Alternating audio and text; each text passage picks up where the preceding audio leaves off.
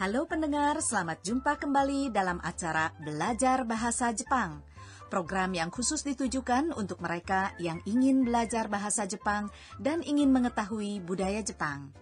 Saya Lilis Ariwati akan mendampingi Anda bersama-sama dengan saya Rani Hafid.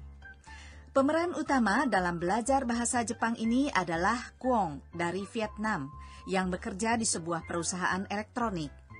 Kita akan belajar bersamanya dalam berbagai situasi, baik secara pribadi maupun dalam dunia bisnis. Lalu jangan lupa juga ada pojok Jotatsu no Kotsu, di mana kita dapat mempelajari budaya Jepang lebih dalam lagi.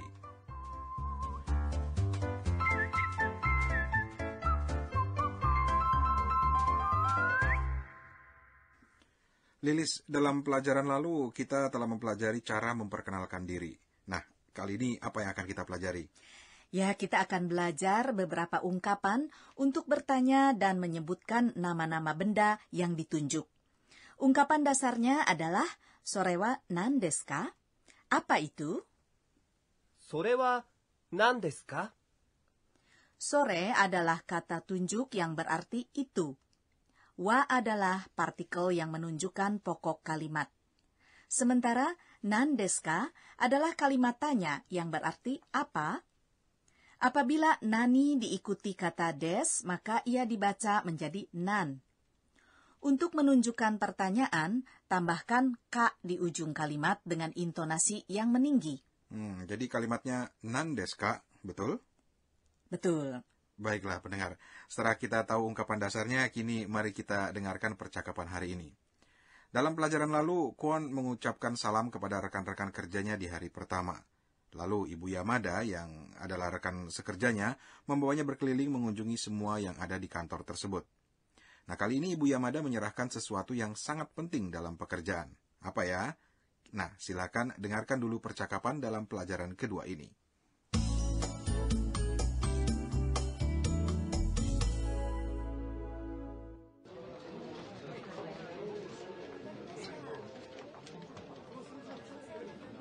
Kwon-san, これがあなたの名刺です。ありがとうございます。それは何ですか？これは社員証です。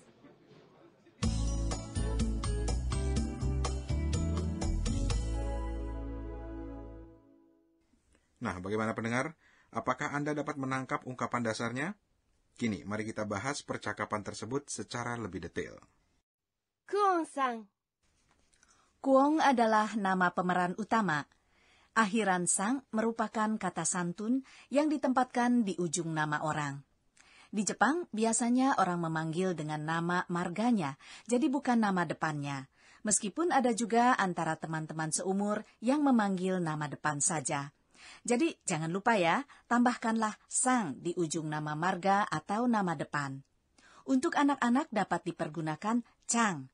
Atau kalau anak laki-laki dapat juga ditambahkan kun saja. これがあなたの名刺です。 Artinya, ini kartu nama Anda. Dalam bahasa Jepang, kata tunjuk tunggal atau majemuk sama saja. Kore artinya ini. Ga adalah partikel seperti wa yang tempatnya adalah setelah pokok kalimat. Anata artinya kamu atau Anda. Sedangkan no adalah kata sambung antara kata benda dengan kata benda lainnya. Meisi artinya kartu nama. Jadi, anata no meisi artinya kartu nama Anda. Partikel no ini akan sering kita dengar. Arti dasarnya adalah kepunyaan, walaupun arti ini bisa berubah tergantung dari situasinya. Tadi disebutkan partikel wa dan ga yang ditempatkan setelah pokok kalimat. Apa bedanya kedua partikel itu? Ya, meskipun keduanya ditempatkan di belakang pokok kalimat, tetapi penggunaannya berbeda tergantung penekanannya.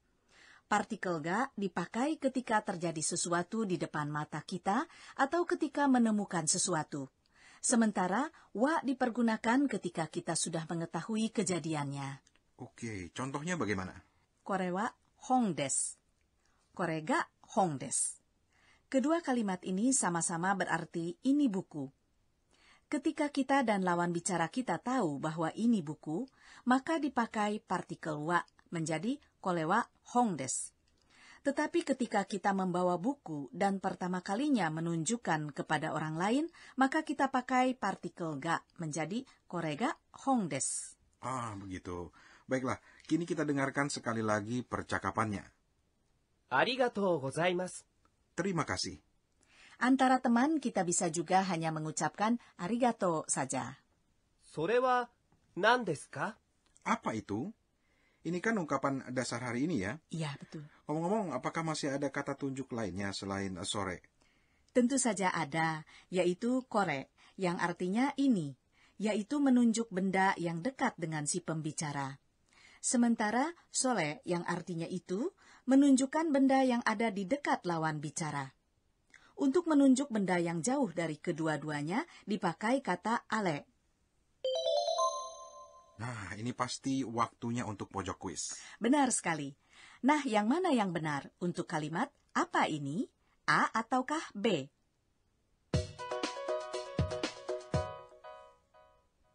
A. これは何ですか? B. これは名詞ですか? Nah, kalau ini saya tahu. Jawabannya A. Betul sekali. Pada kalimat B, korewa meisi desu ka? Artinya, apakah ini kartu nama? Pendengar, kini mari kita kembali ke percakapannya. これは社員証です。 Ini kartu tanda pengenal Anda. Ya, tadi kita sudah belajar bahwa ungkapan korewa titik-titik des dipergunakan untuk menunjukkan benda yang dekat dengan si pembicara. Shainsho artinya kartu identitas pegawai. Baiklah, kini kita masuki ke pojok berikutnya, yaitu kiat untuk maju atau jotatsu no kotsu. Kali ini kita akan bahas tentang kata tunjuk dan kata tanya yang dimulai dengan suku kata ko, so, a, do. コツコツ上達のコツ Yang dimaksud dengan ko, so, a, do, kotoba adalah kata tunjuk kole, sore, ale, dan kata tanya dore, yang artinya yang mana. Kotoba sendiri artinya kata. Koso ado kotoba dipergunakan juga untuk menunjukkan tempat. Koko artinya di sini. Soko artinya di situ. Asoko artinya di sana. Dan doko artinya di mana. Koso ado kotoba ini sangat berguna karena kita bisa memakainya tanpa perlu lagi menyebutkan kalimatnya secara lengkap. Tetapi tentunya kita harus yakin terlebih dahulu bahwa lawan bicara kita mengerti apa yang kita maksud. Misalnya kadang terjadi juga kesalahpahaman antara suami istri. Sang suami mengatakan, tolong ambilkan itu, maksudnya koran. Sang istri malah membawakan kacamata. Ya, pendengar, sekian dulu untuk pojok jotatsu no kotsu. Kini mari kita latihan ungkapan dasar hari ini sekali lagi. Apa itu? それは何ですか? Ya, begitulah pendengar, ketika kita ingin menunjukkan suatu benda, pakailah ungkapan korewa titik-titik des. Sementara kalau kita ingin menanyakan suatu benda, pakailah ungkapan titik-titik wa nan desu ka? Bagaimana kalau kita dengarkan sekali lagi percakapan hari ini?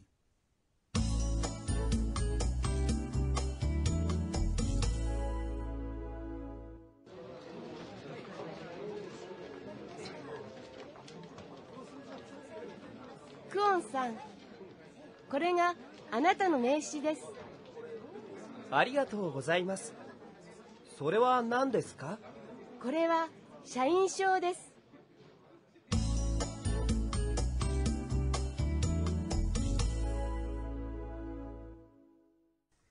Kini Kwon telah mempunyai kartu nama dan kartu identitas pegawai yang tentunya sangat diperlukan sebagai seorang anggota masyarakat yang bekerja.